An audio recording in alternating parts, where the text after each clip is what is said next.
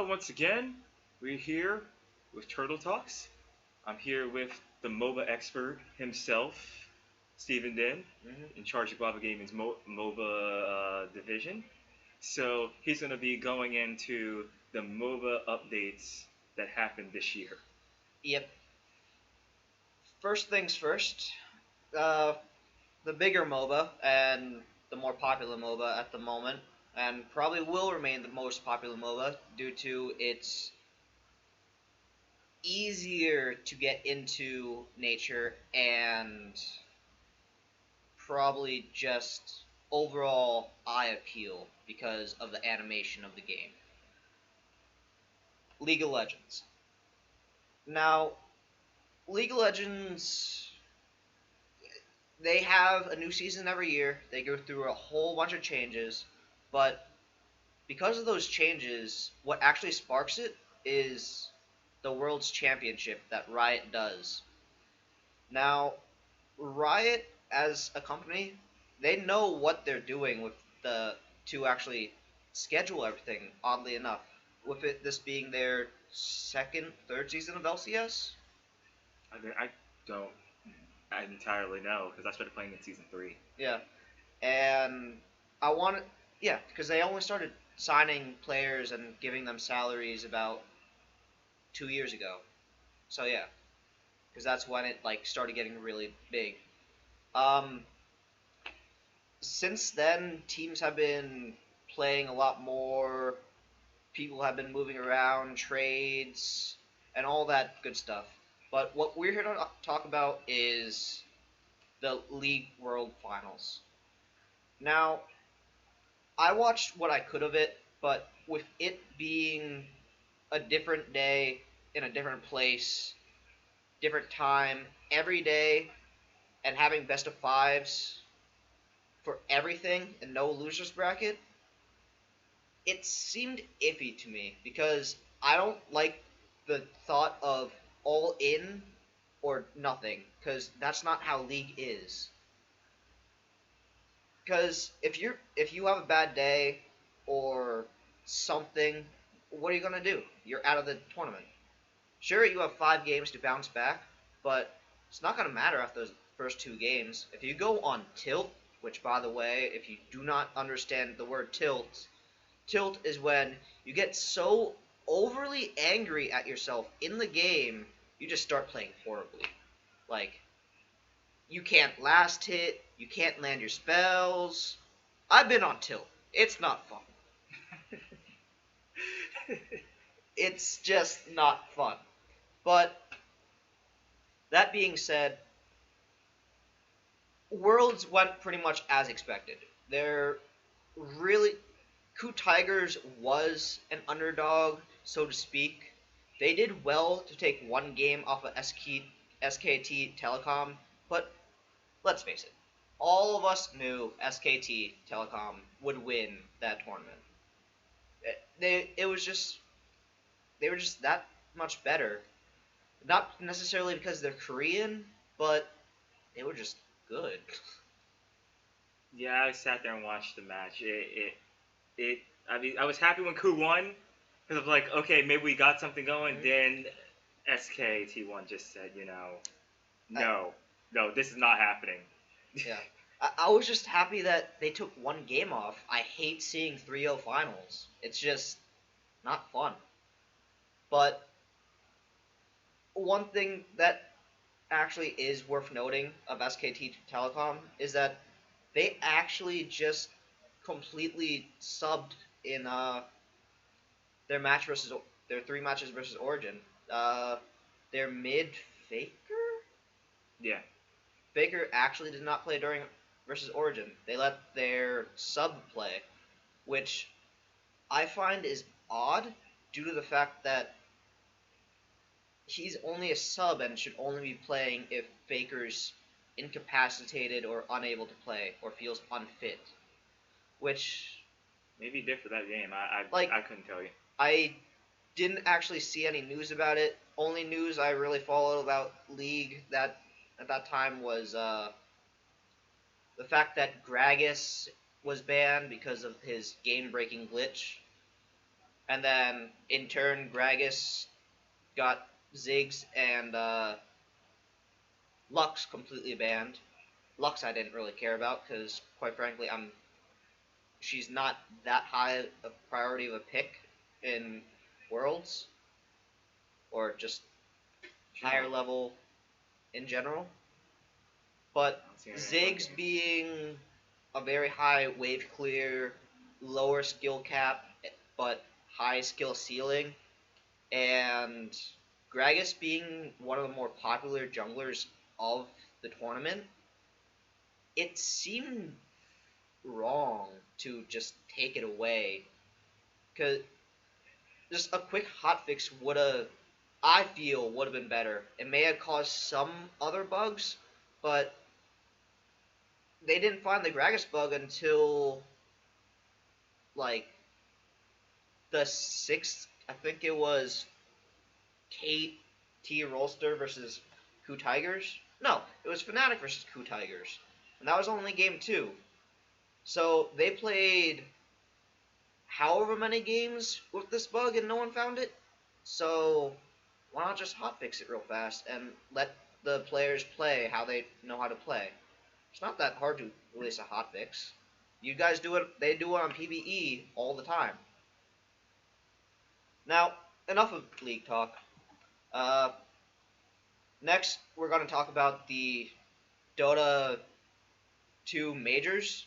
Now, this is interesting because Valve is trying to make a more regular season, much like Riot's LCS.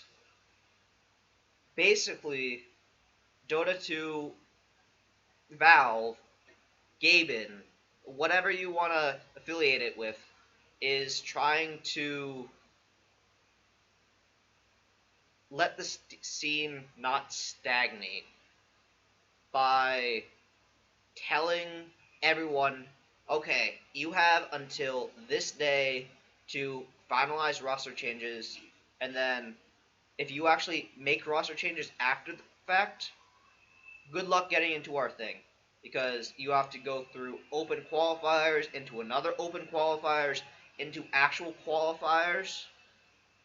Enjoy playing your heart out and actually getting in. If you do, congratulations, but I don't think you're actually going to be able to make that much of a play in the series, but you'll still be going home with some money, so hey, that's pretty good. Yeah, money's always nice. Mm-hmm. I like money, just like everybody else. Yeah. Now, that being said, the Frankfurt Major was the first one, so no one knew how to really expect it, and the prize pool pales in comparison to the international pool, but again, no one knew how the majors would actually fare, so that's understandable. The prize pool was about 4 mil compared to TI's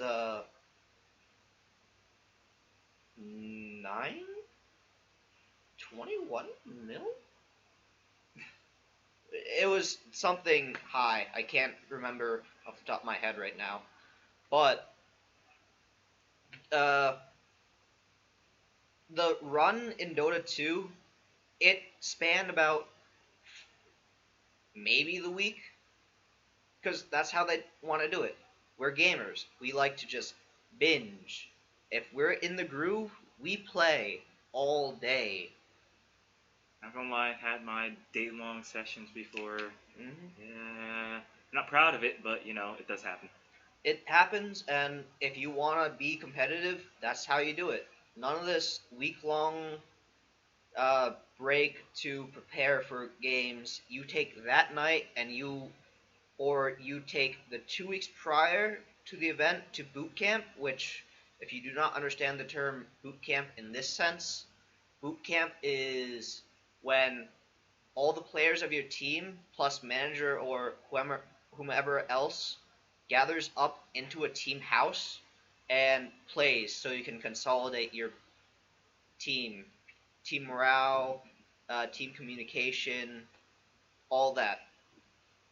you do all research, all higher level threats. You somewhat forget about the lower level people, but most of the time they aren't that important. But also, you also develop pocket strats.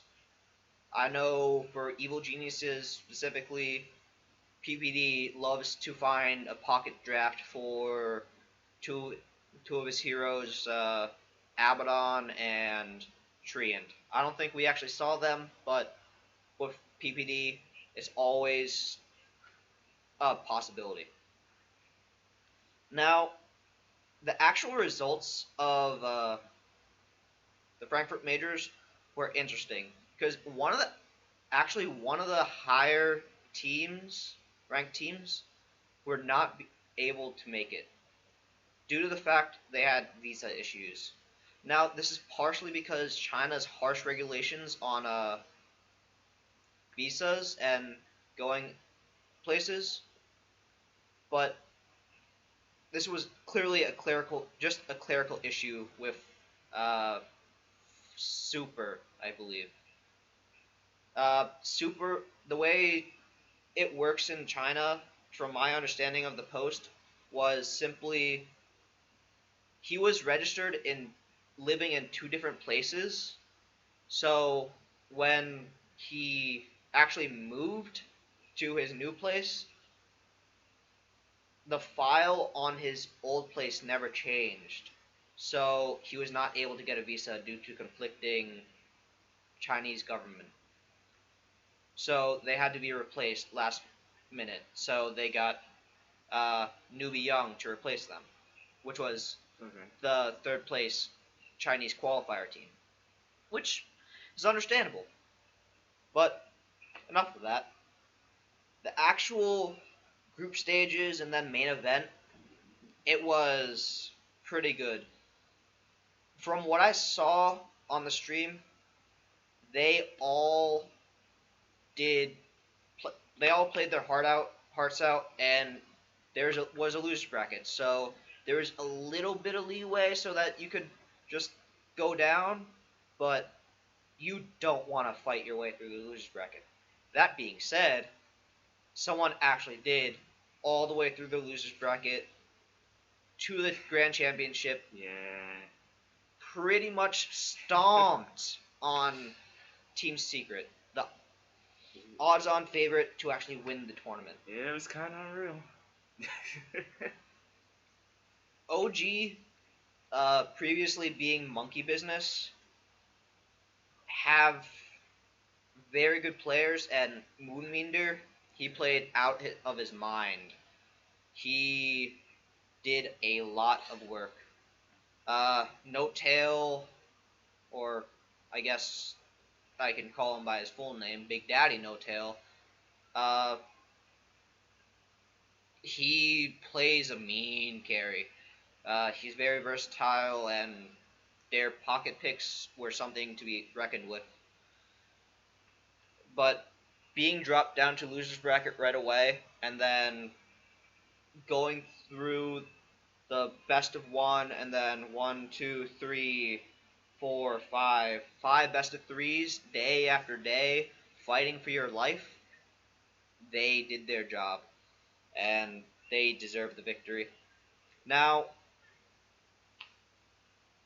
it was just really good to see. I wasn't happy to see two of those games being... Actually, no. It was only one of those games being stompy, but it was a grand finals. Not the Alliance versus Navi 2012 TI 3 championship level, but honestly, we were spoiled by that game, that series. That last game, whoosh, split pushing, mistakes, game of throws, whatever you want to call it.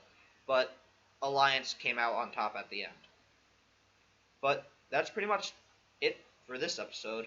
But one more thing before we go. I just have one question for you. What do you expect to see going into the future? For League, I see Riot changing top lane again. Actually, no. The What has the trend been? They just It changed seemed like Juggernauts they and changed ADCs. Juggernauts and ADCs. It seemed like before then it was just let's just camp bot lane Yeah. and kill bot lane and win game. I feel like the meta is going to shift so that there's actually going to be a lot of fighting mid lane. I don't know why, but seeing as though there's always going to be these teams focusing on bot lane, why keep focusing on bot lane? There's only the jungle there, or the dragon there. So why not gank this guy who's alone in mid who has high burst potential with my teammate who has high burst potential, and quite frankly, you have a lot of CC in mid lane normally. Yeah. So, and then after that, you can either go bottom, take dragon, or go top and take the new objective. Oh, If your you're top Rift laner. Herald. The Yeah. Herald.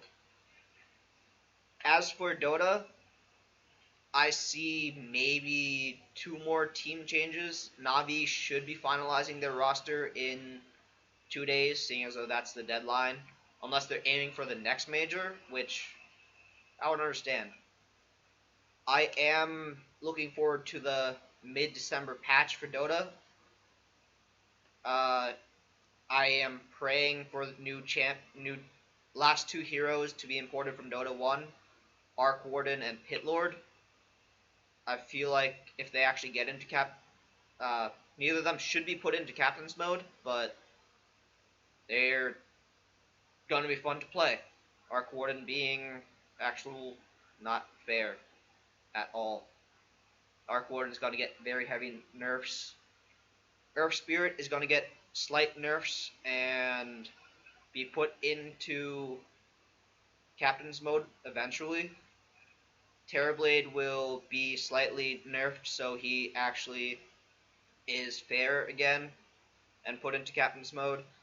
And I feel like we're gonna see nerfs to the popular heroes at the moment, and then probably those minor Ice Frog buffs to Anti-Mage, Medusa. What are some other supports slash heroes? Faceless Void is probably going to get some good recovery. And they're going to... Hopefully he doesn't bring back Outworld Destroyer, but if he does... OD has been out of the meta for so long. If he brings back emphasis on laning stage, that would be nice, and that would bring back OD. But if not, oh well. Alright, we'd like to thank you for watching. We'll be back next week.